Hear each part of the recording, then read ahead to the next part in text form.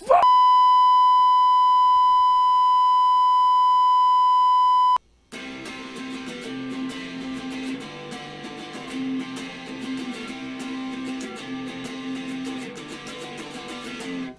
name's NetsBoy, so let's gather around from all over. His name is NetsBoy, so let's hear what he has to say. His name is NetsBoy, he thinks the world is all over. When the Nets just can't play. What up, Nets fans? NetsBoy here. Bring your latest in your, in my opinion, disastrous Brooklyn Nets news. I was going to wait until after the Knicks game to do a NetsBoy episode.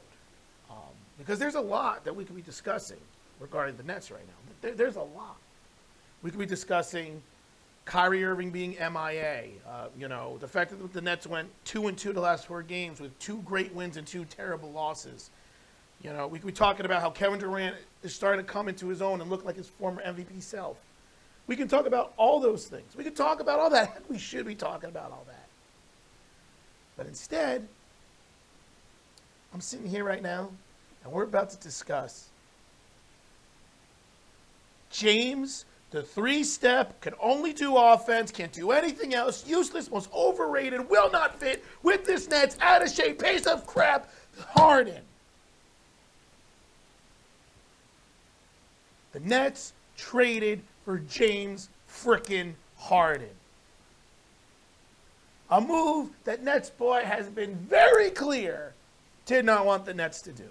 Of course, what kind of a say do I have with the Nets? I thought Sean Marks was smart. I thought Sean Marks and the Nets organization and this new regime that came in was not going to make the same mistakes of the past. They were going to get past the disasters that was the Billy King error, all the Prokhorov error, that error. We were moving past that. No. We got to go all in on a guy who's out of shape, can only score the basketball, it chokes when it comes to pressure time, and is extremely ball dominant. And put him with 2 other great superstar players that also do the same thing that he does. Meanwhile, let's trade one of our best 2 young players that the Nets have. And let's bring in another scorer. I got an idea. We're a Nets organization. We're struggling to rebound the basketball and play good interior defense. I know what we'll do. Let's trade our best interior defender and our best rebounder in Jared Allen. That's going to help. We're a team that is struggling in the second unit when we don't have Kyrie Irving out there because we have to put LeVert in the starting lineup. We're struggling with our bench depth. But that's okay. Kyrie will come back. But I got an idea. Let's trade away our best off-the-bench scorer. And Karis LeVert. That's a great idea. We're an organization that's been out of draft picks for years. We finally get all our picks back, and we look back after we were the laughingstock of the league when we traded away our entire team for Kevin Durant, Paul Pierce, and Jason Terry. We're finally getting back to respectability. It's so great that we have these draft picks. Let's trade them all away. Are you kidding me? And for who? A guy who does the exact same things well that the Nets already do well.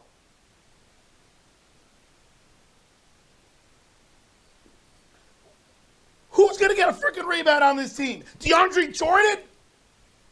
Who's going to come off the bench and score? Unless James Harden decides to come off the bench and score. Good luck with that. Who's going to play interior defense? Who's doing any of these things to fix the issues this Nets team had?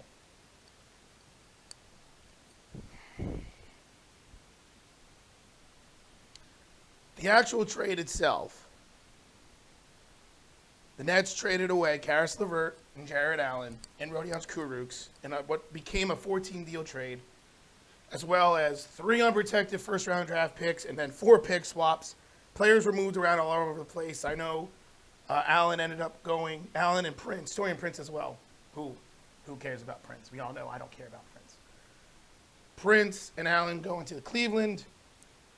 LeVert going to the Pacers, with Oladipo going to the Rockets. I don't remember where Kurucs is going. I don't know. Look, if Spencer Dinwiddie was still around, I would say, okay, I can get behind this a little bit because Spencer could come off the bench and become that scorer. If there's another move that the Nets might make, and look, maybe Sean Marks has something else up his sleeve. Maybe he's got another move in the works to solidify the center position, because right now you got rid of your best center. Maybe there's more to it, so I don't know. But if Dinwiddie was around, I've already lost my voice screaming, and we're only 5 minutes in, and there's a lot more yelling to do. If Dinwiddie was still around, I could get behind it, okay? Because, it wouldn't have worked. Then again, if Dinwiddie was still around, he probably would have been in the deal as well. It's just, this move does not really help the Nets. I'm sorry it doesn't. I get it. All jokes aside, all kidding aside, all NetsBoy's angriness aside towards James Harden, he is still a top 5 player in the NBA when in shape and healthy and all this stuff. Kevin Durant, same thing. Kyrie, top 10. I get it. You have 3 of the top 10 players in all of basketball on one team. And let's be honest, they're all relatively still in their prime. I get it. And that would be the number one argument that people would say compared to the disastrous trade the Nets made way back when they got Kevin Garnett and Paul Pierce and Jason Terry, because those guys are out of their prime. I get it. And you know what? I would be okay with all this if it didn't come at the expense of weakening the Nets team on things they already are weak at. Like I just pointed out in my yelling rant. Who's going to get the rebounds on this team now? They already are one of the worst rebounding teams in the NBA. So getting rid of your best rebounder in Jared Allen didn't seem like it made any sense. Who's going to score in the second unit? Karis LeVert was a 6th man of the year type of candidate, averaging over 20 points a game coming off the bench. You now remove that. Is this team going to be so front heavy where you're going to have James Harden, Kevin Durant, Kyrie Irving playing, most majority of the minutes and just have them score all the points? Hey, maybe that will work, but at the end of the day, you can score all you want. If you can't rebound or play defense, you're not going to win. And that's my biggest fear. Look, maybe the Nets become one of the best teams in the basketball with this trade. Maybe the Nets go on and win the Eastern Conference, and who knows? And maybe the Nets go on and win an NBA championship. And then all would be forgiven, because then all would be forgiven. I would forgive the Nets on this move if the Nets win a championship. I would, because you know what? You got the ring. That's all you want. This could be the move that puts the Nets over the top. I just don't think so. I just don't think this is going to be enough, because it doesn't fix the issues with this Nets. It strengthens your strength, which is scoring, but it doesn't help you anywhere else. And we've seen that you need to do more than score. Look,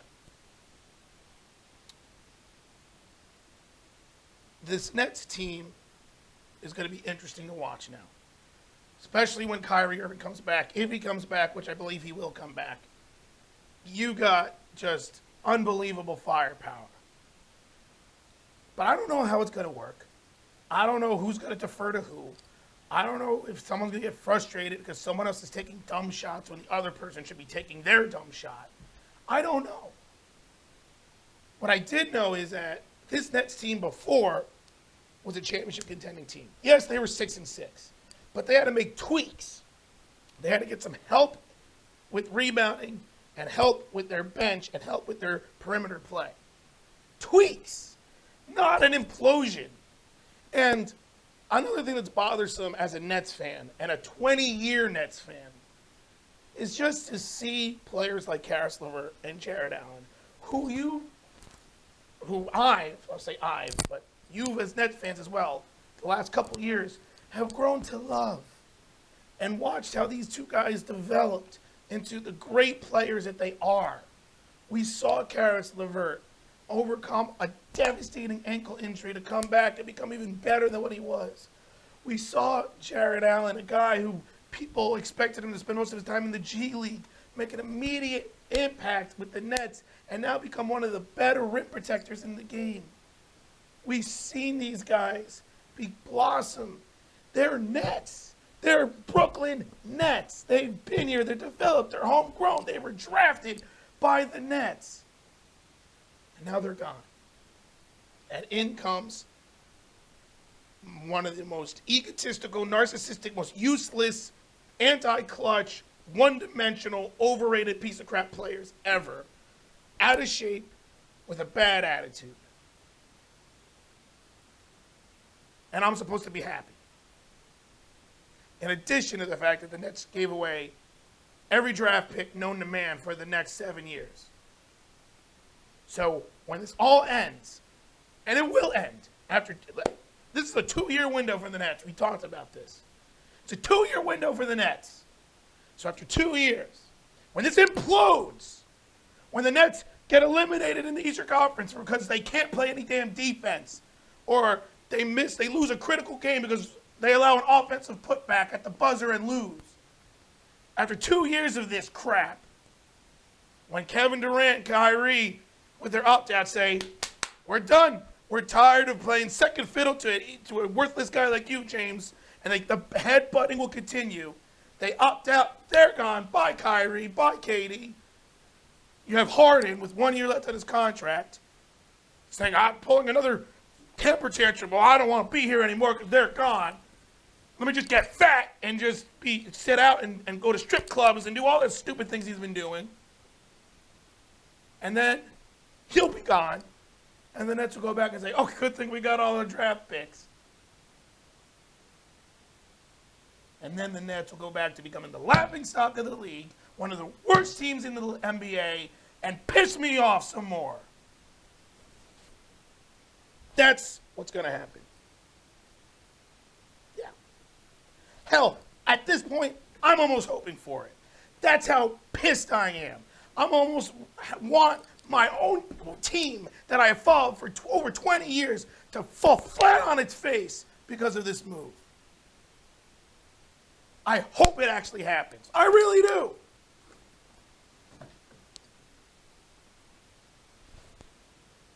It's despicable. Look, I'm just going to cross my fingers and pray to God that I'm wrong. And pray to God that by some miracle, all these egos that the Nets have now, and all these drama queens that the Nets have now, can somehow figure it out and become a championship team and win a championship. I hope to God they do. Because that is the only way I will ever be okay with what just happened. Only way is if the Nets win a championship because of this move. And even then, I mentioned this way back in an episode way back when I talked about this before. It's not going to have the same type of flavor that it would have if they did it with LeVert and Jared Allen and a homegrown team. It's not going to have the same type of excitement. I'd still be excited. I'd still be pumped. I'd still get a Brooklyn Nets championship shirt and hat. I'd get that. Of course I would. But it just wouldn't just feel as good, as satisfying as what it would have been if the Nets just had this team with a few tweaks, or excuse me, their old team with a few tweaks and winning a championship. I talked about it before. One of the things that made this Nets team so much fun was even when they're considered to be one of the better teams in the league, they still were being doubted by a bunch of people. They still had to play with a chip on their shoulder. They were still the underdogs.